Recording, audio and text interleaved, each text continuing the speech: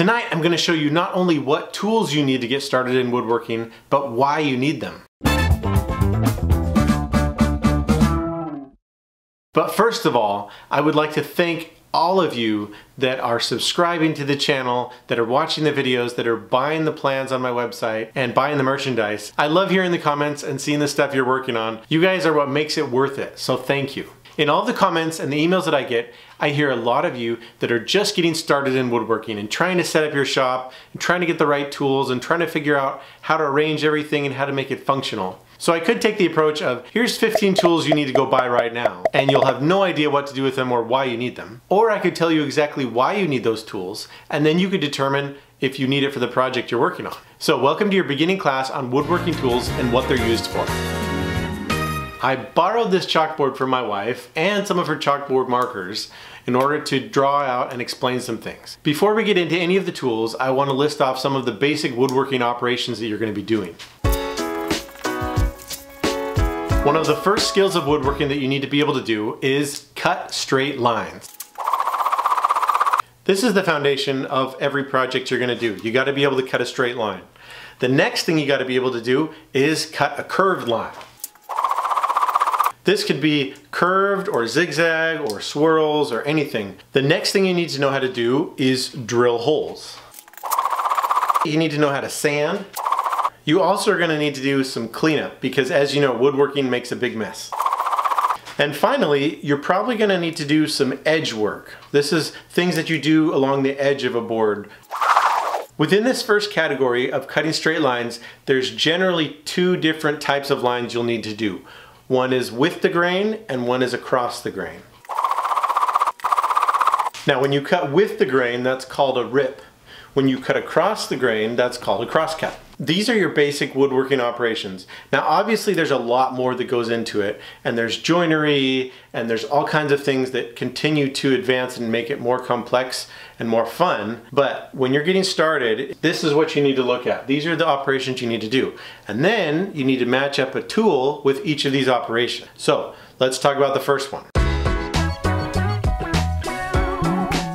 A circular saw is probably the cheapest way to cut a straight line. Get one with the larger 7 1/4 blade and you'll use it for many tasks for many years. This circular saw was actually a gift from my best man at my wedding, and this is the only one that I've ever had. Your circular saw will most often cut while it's sliding along a straight edge or a guide. This can be a metal one or just a straight board or piece of trim. This saw is loud though, so I recommend good hearing protection.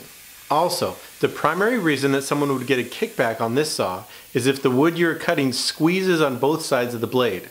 Make sure your boards are supported on both sides before a cut. This can cut with the grain. This could also cut across the grain, but we're going to talk about something else that's better for that. This is also great for cutting up plywood when you're trying to break down a large 4x8 sheet of plywood. As an added attachment, I made a shoe on the bottom of my saw, so it had a nice clean edge to run along my straight edge, as well as a way to reduce tear out along the edge of a piece of plywood. The brand on this really isn't that important. I have a Craftsman. It's worked great for me.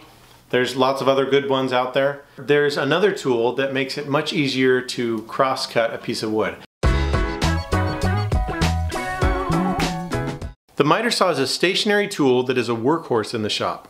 It's super easy to use and relatively safe compared to many other saws. The main thing to remember are to hold your board tight against the fence, keep your thumbs up, and never put a finger in the danger zone. The danger zone is usually marked on the saw with some color on either side of the blade. The miter saw that I have is a 12-inch sliding compound miter saw. If you can afford the sliding feature, that's great. Gives you a little bit more depth for your crosscuts. If not, don't worry about it. I prefer the 12-inch blade because it allows me to cut taller boards, but if you can only afford a 10-inch, that's better than nothing. There are a lot of projects that you can build with just a miter saw and a drill. And most of the lumber you're buying will be in 8-foot lengths or potentially longer, and you're going to need to cut it down to shorter lengths. So that's going to be your first operation you do. The miter saw makes that so fast and so easy, it really is a versatile tool in your shop. The next thing we're trying to do is cut curved lines.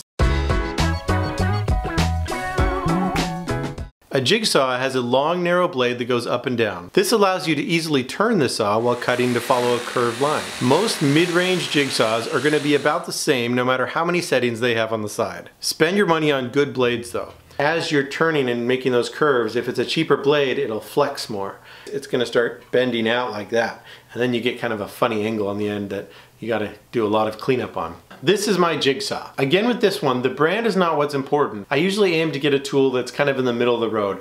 Not the cheapest thing on the market, but also not the most expensive. On this saw, just make sure you have plenty of clearance under whatever you're cutting. It's easy to forget and cut into your table or your sawhorse.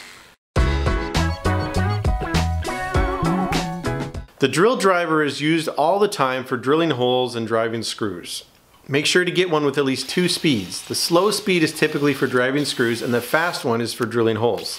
Also, the lighter your drill is, the longer you'll be able to use it. I think every manufacturer now is doing lithium-ion batteries, which is great because they are much lighter than they used to be with the NiCads. There's a couple different kinds of drills you can get. This is just a regular cordless one. You can also get a corded drill, but one thing to remember about those is yes, they're cheap, but it's really difficult to put in screws with them because typically they don't have a brake. So when you let off the trigger, it's gonna slowly wind down. And when you get to the point in your screw where you wanna stop, you want that to stop the minute you take your finger off the trigger. A cordless drill will do that. It has a built-in brake that stops the minute you let go of the trigger. Typically with a drill, you can also get a set that has an impact driver as well. What the impact driver does is it has an additional pulsing action that happens as it's torquing the screw into position. This makes it so the screw drives a lot easier. It makes it so it doesn't strip as easy. Now in my shop, I'm usually working at night, which means there's bedrooms and there's kids sleeping upstairs. And I've trained them to be okay with the continuous saw sound. But when there's a lot of pounding and the bop, bop, bop, bop, bop, bop, bop, that you get from these impact drivers, it does keep them up a little bit. This is not a requirement, this is not essential. It does make things nice in certain situations, but if you just get a good drill, that's sufficient. The random orbital sander is a huge step up from the basic quarter sheet vibrating sander. These are well worth the additional cost because of the much more efficient sanding. This tool will get a lot of use in your shop. Anytime you need to clean up a surface, you need to smooth it out, maybe you're fixing a mistake, if you're trying to round it and curve and get a profile on it, all of those things can be done with a random orbital sander. Typically, we always sand in the direction of the grain, otherwise scratches are visible on the surface. But the random orbital sander makes that irrelevant. You can sand any direction and the random sanding pattern makes it invisible. It's basically magic. The one that I have is a variable speed, which means you can speed it up or slow it down based on what you're sanding. I used a 1-speed random orbital sander for years, and then when I upgraded and got this one, I got the variable speed, and it does help. It is nice so that you don't burn through material really fast. The shop vac is not a fun tool, but a shop vac is essential for most garages even if they're not doing woodworking. I would suggest getting one with the 2.5-inch diameter hose. That way you can get a lot more sawdust and the suction is better. For sucking up sawdust though, I would recommend getting a bag inside your vacuum. You can buy these fairly cheaply and they just fit inside the canister. It may seem like a luxury, but this will prolong the life of your motor and make it so you don't have to clean out your filter all the time. When it's full, you just throw out the whole bag and put in a new one.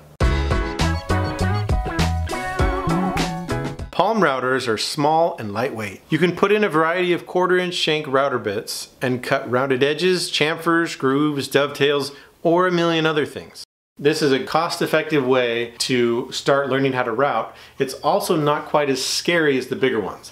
Any router is scary because you have a spinning bit down here that sometimes will jump and move if you're not doing it the right way. One of the keys is to only take off small amounts at a time. And another is to make sure you're cutting the right direction. Your blade should be spinning opposite from the way your wood is moving. In practical application, this means if your router is jumping around and grabbing the wood when you cut, try going the opposite direction or cutting less off with each pass. Depending on what you're trying to do, it may be the only tool that can cut that edge or that can cut that groove or flush cut, but you can do woodworking without a router, at least to begin. Now, let's say you have all these tools already and you're ready to take it up a level. With each of these operations, there's a way that you can level up. I will probably do a totally different video on these ones, but I'm gonna show you what they are today so that if you're at that point, you can go and start looking at these. So we're gonna add a couple things to the chart here.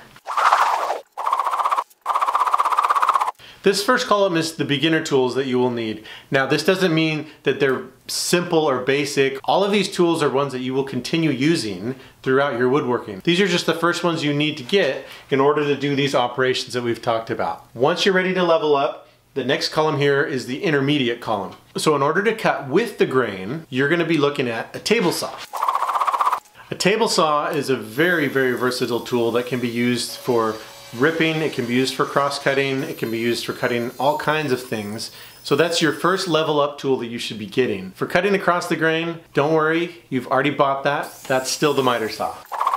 Now keep in mind, all the tools that I'm showing you here have multiple uses. What I'm showing is the primary use of that tool. When you're ready to take the next level in cutting curved lines, the next saw you'd get is a bandsaw. Now the benefit of a bandsaw over a jigsaw is that with a jigsaw, your blade's attached at the top. And so when you turn on a tight corner, the blade can bend. So it doesn't give you a cut that's necessarily 90 degrees with the top surface, unless you're doing a real slow curve. With the bandsaw, the top and the bottom of the blade are connected, so that keeps your cut at 90 degrees. The next thing to get as you're leveling up in the drilling area is a drill press. The drill press also gives you the benefit of being able to keep it perpendicular to the surface that you're drilling into. This doesn't mean you're never going to use your drill again, but it gives you the ability to drill a hole that is exactly squared perpendicular with the top. In the world of sanding, the next thing after a random orbital sander is an oscillating belt sander. I use this tool in a lot of my videos when I'm making small parts or when I'm making kids' toys, because it makes it very easy to sand an edge or to sand something that's smaller. For cleanup, your next step is a dust collector. Now again, getting a dust collector doesn't mean that you'll never use your shop vac again. I have a dust collector and 2 shop vacs, and I use all of them at different tools. The dust collector will just get you a larger 4-inch diameter hose that you would connect to a table saw or a joiner or planer, things that create a lot more chips, that you need more volume of air and you need more volume of chips coming through. Once you're ready to take the next step with your edge work, then you go to a router table.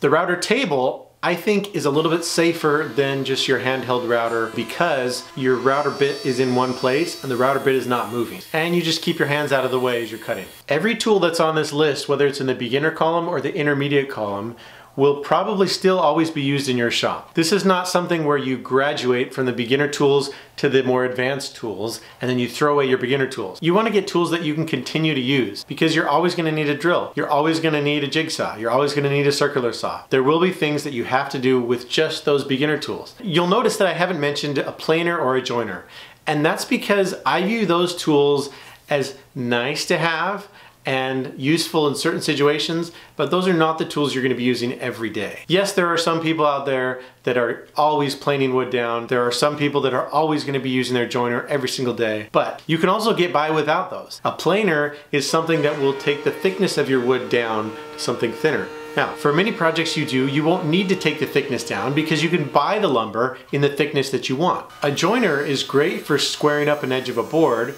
or for squaring up the surface of a board, but you can also buy lumber that has one side already squared up so that you can run it through your table saw and you don't need a joiner. This is what I would consider to be the first tools you need to get in your shop. With all of these tools you're getting, don't forget to think about safety. Safety glasses, dust mask, hearing protection. All of those are essential to work safely with these power tools. Woodworking can seem a little bit intimidating, especially when you see people that are very, very experienced making very complex stuff.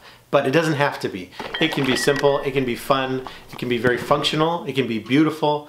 There's so many different things you can do with it. Don't be intimidated by the cost of the tools or the complexity of the projects, because you can always find simple projects and you can get by with a lot of tools that you get secondhand. And as you learn something new and pick up a new skill, you'll continue to grow, and before you know it, you'll be the one making videos. Now you may have noticed that I've been wearing this shirt that says "Hold It Together, Man." This is my clamp shirt and it's available down below this video or on my website. Leave a comment if you think there's a tool I've left out that you view as essential. Keep building, and we'll see you next time.